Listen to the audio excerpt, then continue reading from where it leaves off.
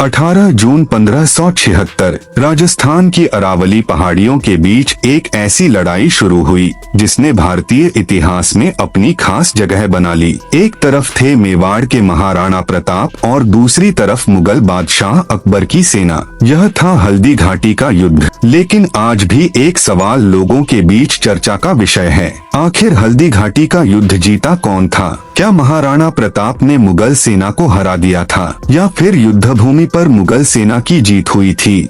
और सबसे महत्वपूर्ण सवाल, अगर महाराणा प्रताप युद्ध हार गए थे तो फिर उन्होंने आगे चलकर मेवाड़ के बड़े हिस्से पर दोबारा नियंत्रण कैसे स्थापित किया? आज की इस वीडियो में पूरी कहानी समझते हैं। 16वीं शताब्दी में अकबर तेजी से अपने साम्राज्य का विस्तार कर रहे थे। कई राजपूत शासकों ने मुगल सत्ता के साथ समझौते किए, लेकिन मेवाड़ के महाराणा प्रताप ने अकबर की अधीनता स्वीकार नहीं की। महाराणा प्रताप चाहते थे कि मेवाड़ अपनी स्वतंत्र पहचान बनाए रखे। यही राजनीतिक टकराव धीरे धीरे संघर्ष में बदल गया। अकबर की ओर से मेवाड़ पर दबाव बढ़ाया गया, लेकिन महाराणा प्रताप पीछे हटने को तैयार नहीं थे। आखिरकार दोनों पक्षों की सेनाएं आमने सामने आ गईं। 18 जून 1576 को हल्दी घाटी के क्षेत्र में युद्ध हुआ। महाराणा प्रताप की सेना में मेवाड़ के सैनिकों के साथ हकीम खान सूर जैसे योद्धा भी शामिल थे। मुगल पक्ष की सेना का नेतृत्व राजा मानसिंह कर रहे थे। युद्ध शुरू होते ही महाराणा प्रताप की सेना ने जोरदार हमला किया।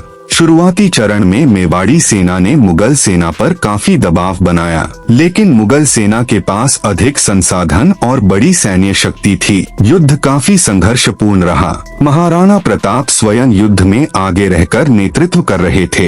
हल्दी घाटी की कहानी में महाराणा प्रताप के घोड़े चेतक का नाम भी बेहद प्रसिद्ध है। लोकप्रिय परंपरा के अनुसार चेतक ने युद्ध के दौरान महाराणा प्रताप का साथ दिया और उन्हें सुरक्षित निकलने में मदद की। चेतक की वीरता की कहानी आज भी राजस्थान की लोकस्मृति में जीवित है। हालांकि चेतक से जुड़ी कई प्रसिद्ध घटनाओं का विवरण बाद की लोक कथाओं में अधिक मिलता है, इसलिए इतिहास और लोक परंपरा को अलग अलग समझना जरूरी है।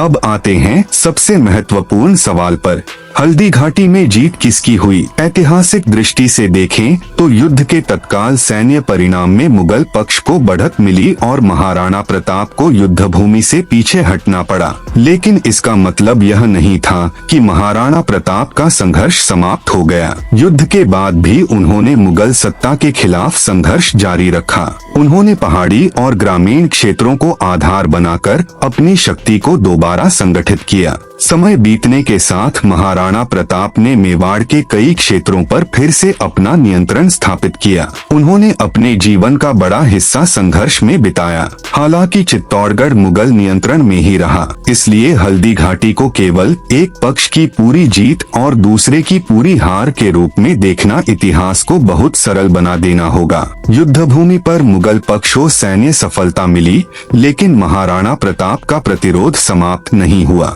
तो दोस्तों, हल्दी घाटी का युद्ध सिर्फ एक लड़ाई नहीं था, यह दो अलग राजनीतिक दृष्टिकोणों के बीच संघर्ष था। एक तरफ था तेजी से फैलता हुआ मुगल साम्राज्य और दूसरी तरफ था मेवाड़, जो अपनी स्वतंत्रता बनाए रखने के लिए संघर्ष कर रहा था। हल्दी घाटी में मुगल पक्ष को सैन्य बढ़त मिली, लेकिन महाराणा प्रताप ने संघर्ष जारी रखा और बाद में मेवाड़ के कई क्षेत्रों को फिर से हासिल किया। यही वजह है कि महाराणा प्रताप की कहानी आज भी भारतीय इतिहास में इतनी महत्वपूर्ण मानी जाती है।